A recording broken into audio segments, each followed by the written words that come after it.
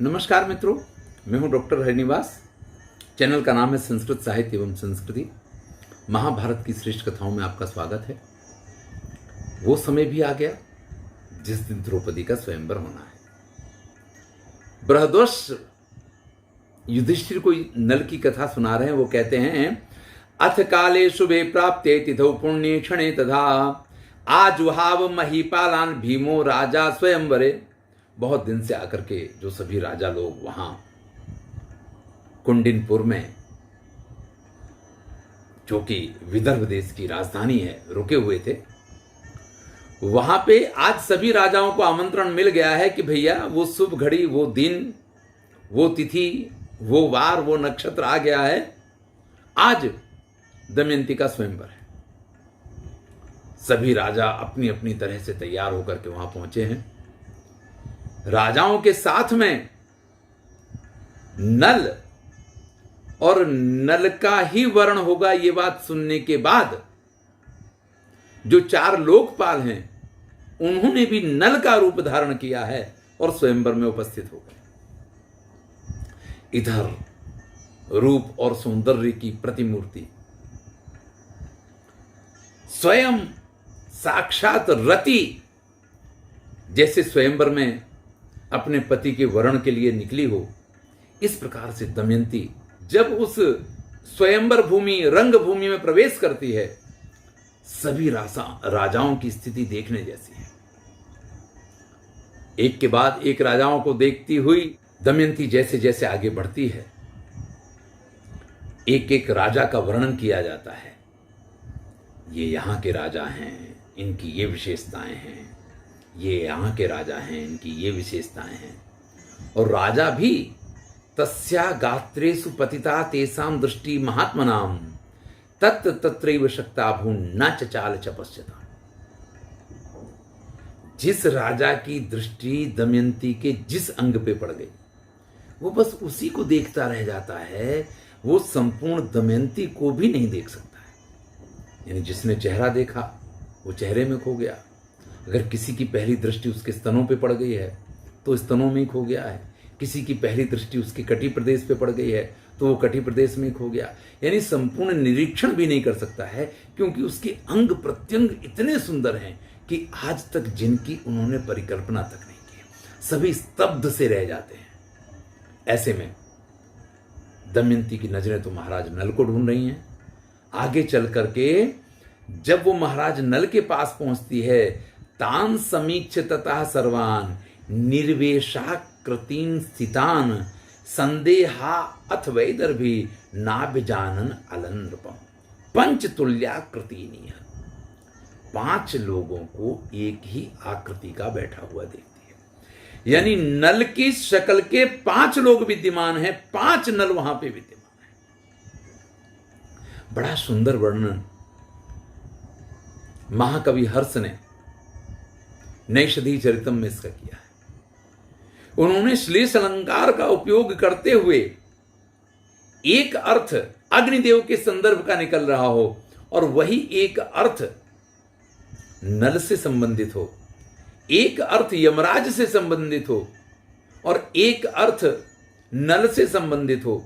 इस प्रकार के चारों देवताओं में जो जो गुण हैं वो सारे गुण नल में भी विद्यमान हैं। इस प्रकार से बड़ा सुंदर वर्णन किया है। आपको वो प्रसंग नैषधि चरितम उठा करके अवश्य देखना चाहिए। यहां पे जो हुआ है वो देख करके दमयंती तो हतप्रभ रह गई है। नल का वर्ण देवताओं की उपस्थिति में करना चाहती थी, लेकिन 5 नल सामने आ जाएंगे ये तो उसने सोचा ही नहीं था। यहां अपने धर्म का पालन करते हुए महाराज नल ने जो सारी सही बातें दमयंती की देवताओं को बता दी थी, कि दमयंती ने कहा है कि आप लोगों की उपस्थिति में भी वो नल का ही वर्ण करेगी, उसका लाभ देवताओं ने ले लिया। दमयंती विचार करती है, कथम ही देवान जानीयाम कथम विद्याम नलम नृपम एवं संचिंतयंती सा वैदर्भी भ्रस दुखिता। इसमें महाराज नल कौन है, मैं ये कैसे पहचानूं, और देवता कौन है ये कैसे पहचानूं। फिर अपनी सारी बुद्धि लगाती है, सारा दिमाग लगाती है कि भाई कुछ तो देवताओं के बारे में वैशिष्ट पूर्वजों ने कहे हैं। अगर आपने कभी सुना हो, कहीं कथा वगैरह में गए हो, किन्हीं पंडित जी ने सुनाया हो, तो बहुत सारी ऐसी बातें होती हैं जो मनुष्यों में होती हैं, लेकिन देवताओं में वो चीज़ें नहीं पाई जाती हैं। तो अगर वो वैशिष्ट आप किसी व्यक्ति में देख लें तो आप समझ लीजिएगा कि वो मनुष्य नहीं है, वो देवता है। बड़ी कोशिश करती है उन वैशिष्ट्यों को जानने के लिए। श्रुतानि देवलिंगानि तर्कयामास भारत, देवानाम यानि लिंगानि स्थिविरेभ्यः श्रुतानि में। दमयंती विचार करने लग जाती है। बड़े बूढ़ों से सुने थे देवताओं के ये चिन्ह होते हैं, देवताओं के ये वैशिष्ट होते हैं, देवता इस प्रकार के होते हैं। अगर वो आपके सामने आ जाएंगे तो आप उनके दर्शन करेंगे तो आपको ऐसा लगेगा, शास्त्रों में ऐसा लिखा है। सब चीज़ों पे विचार करती है। लेकिन यहाँ उपस्थित 5 नर में से वो ये निर्णय नहीं कर पाती है कि ये 4 देवता हैं और ये एक नर है। और ऐसा वैसा निर्णय नहीं है कि रिस्क ले लिया जाए। यहाँ तो वरमाला पहनानी है। जिसके गले में माला डाल दोगे सारी जिंदगी के लिए वही गले पड़ेगा। अब ऐसे में अगर किसी गलत व्यक्ति के गले में माला पड़ गई तो पूरी जिंदगी के लिए वो गलत व्यक्ति गले में पड़ जाएगा। दमयंती निर्णय करती है, सा विनिश्चित बहुधा विचारे जा पुनः पुनः। बड़ा निर्णय करती है, बड़ा निश्चय करती है, बार बार विचार करती है और अंत में इस निर्णय पे पहुंचती है कि भाई देवताओं के सामने पढ़ने में कोई फायदा नहीं है। कहा तो यह था कि मैं उनकी हाजिरी में आपका वर्ण करूंगी, लेकिन अब ऐसे में उनके सामने जाने में फायदा नहीं है, उनके सामने प्रार्थना करने में फायदा है। और ये निर्णय करके दमयंती जो है देवताओं से प्रार्थना करती है, मनसा वचसा चैव यथा नाभि चराम्यहम तेन सत्येन विबुधास तमेव प्रदिशन्तु मे। अगर मैं मन, वाणी और हर तरीके से अपनी आत्मा से सत्य का आचरण करती हूँ, मेरा प्रेम सच्चा हो, नल के प्रति मेरी आसक्ति सच्ची हो, तो देवता अपने स्वरूप को प्रकट करें अथवा मुझे ये बताएं कि जिससे मैं नल को पहचान पाऊं। स्वम चैव रूपम कुर्वन्तु लोकपाला महेश्वरा। सभी महेश्वर, सभी लोकपाल जो हैं अपने उस रूप को प्रकट करें। यथा हम अभिजानीयाम पुण्य श्लोकम नराधिपम, जिससे मैं उन पुण्य श्लोक महाराज नल को पहचान पाऊं। इस प्रकार से प्रार्थना की है। देखिए, प्रार्थना में बड़ी शक्ति होती है। जो कार्य आपका शक्ति से नहीं हो पाए ना, वो कार्य आप प्रार्थना से पूर्ण कर सकते हैं। देवता भी ये तो नहीं कर सकते हैं ऐसी स्थिति में कि अपने वास्तविक रूप में प्रकट हो जाएं और दमयंती से कह देंगे ठीक है तुम नल का वर्ण कर लो। ऐसा नहीं कर सकते हैं क्योंकि पूरी सभा भरी हुई है। या तो वहां से उन्हें अंतर ध्यान होना पड़ेगा, और अंतर ध्यान होंगे तो 4 कुर्सियां खाली हो जाएंगी। तो भी लोगों में चर्चा होगी कि 4 लोग कौन से बैठे हुए थे। और अगर वहां उपस्थित रहते अपने अपने रूप में आ जाते हैं और उनकी उपस्थिति में नल का वर्ण होता है तो भी बड़ी किरकिरी होने वाली बात है। इसलिए देवता लोग अपने वास्तविक रूप में प्रकट नहीं होते हैं, लेकिन अपने गुणधर्म प्रकट करते हैं, जिससे कि दमयंती नल को पहचान पाए और नल का वर्ण कर पाए। अब दमयंती जब देखती है प्रार्थना के बाद तो उसको क्या दिखाई देता है, सा पश्यत विबुधान सर्वान स्वेदान स्तब्धलोचनान रसितन नग्र जोहीनान स्थितान स्पृशतः क्षितिम।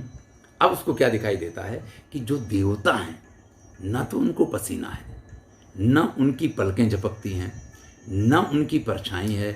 उन्होंने जो माला पहन रखी है ना, वो माला भी कुमलाई नहीं है, उसके फूल उतने ही तरोताजा बने हुए हैं और उनके पैर जमीन को स्पर्श नहीं कर रहे हैं। देखिए, 5 नल वहां पे बैठे हुए हैं।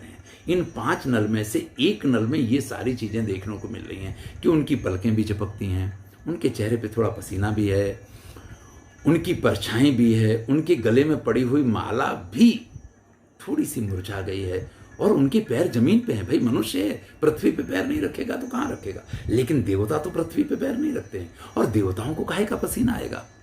पसीना तो मनुष्यों को आता है। जब दमयंती स्वयंवर में आई है ना, तो राजाओं के पसीने छूट गए, क्योंकि जब आपकी एग्जाम हो ना, उस समय जो हालत आपकी होती है, यहां तो बहुत बड़ी परीक्षा है। इतना बड़ा स्त्री रत्न उनके सामने से किसी और के पास चला जाए तो इससे बड़ी तो जीवन की परीक्षा क्या हो सकती है। तो जैसे ही दमयंती आई है, सबके चेहरे पे पसीने आ गए, लेकिन देवताओं के चेहरे पे पसीने नहीं थे। तुरंत ही जब वो ध्यान से देखती है तो छाया द्वितीयो, जो एक तो खुद बैठे हैं, एक जिनकी परछाई है। म्लानस्रग जह स्वेद समन्विता, और जिनकी माला जो गले में पहनी हुई है थोड़ी म्लान है, चेहरे पे थोड़ा पसीना भी दिखाई दे रहा है। भूमिष्ठो नैसधस चैव निमेषेण च सूचिता, और जिनके पैर पृथ्वी पे हैं और आंखें जिनकी झपक रही हैं। इन चीजों से उन्होंने महाराज नल को पहचान लिया और महाराज नल के गले में वरमाला डाल दी है। जैसे ही वरमाला पहनाई है, दैवई महर्षि भी तत्र साधु साध्विति भारत है, वहां उपस्थित देवताओं और महर्षियों ने साधुवाद किया है। सभी ने उनको धन्यवाद दिया है, सभी ने उनको अभिनंदन किया है। विस्मित ही ईरिता शब्दा प्रशंसत फिर नलम नृपम, और सभी ने महाराज नल की खूब खूब प्रशंसा की है। तो भाई इतने लोगों में जिसने विजय प्राप्त की हो, स्वाभाविक है कि उसकी प्रशंसा की जाए।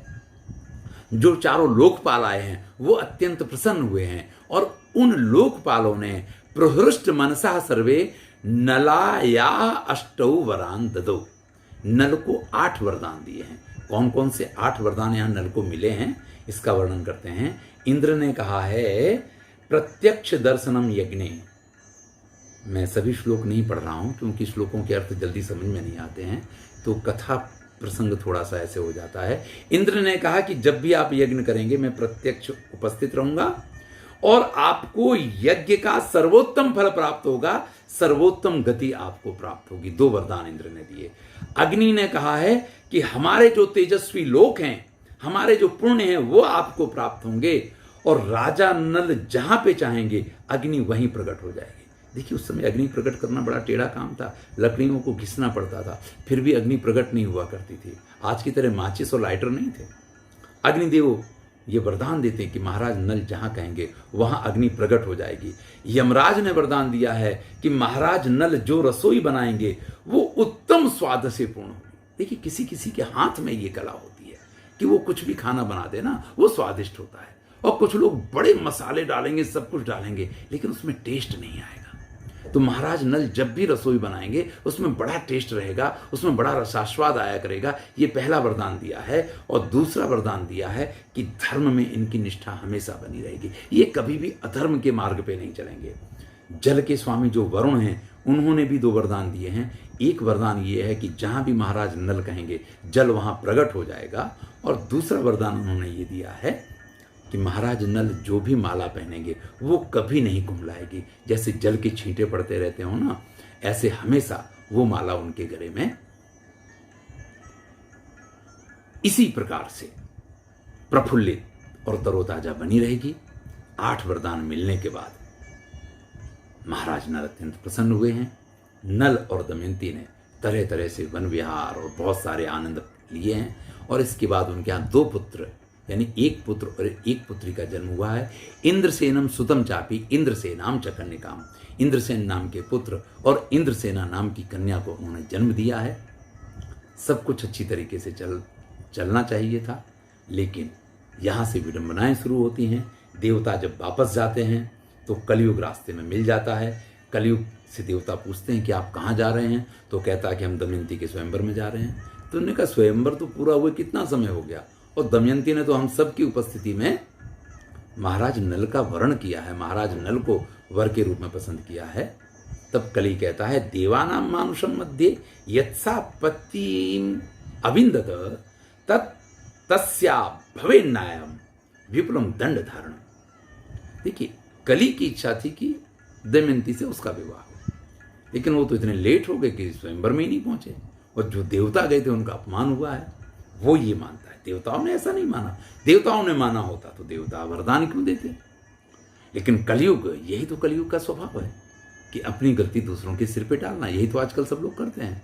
तो कलयुग ये कहता है कि देवताओं की उपस्थिति में भी उसने जो मनुष्य का वर्ण किया है इसका फल उसको भोगना होगा।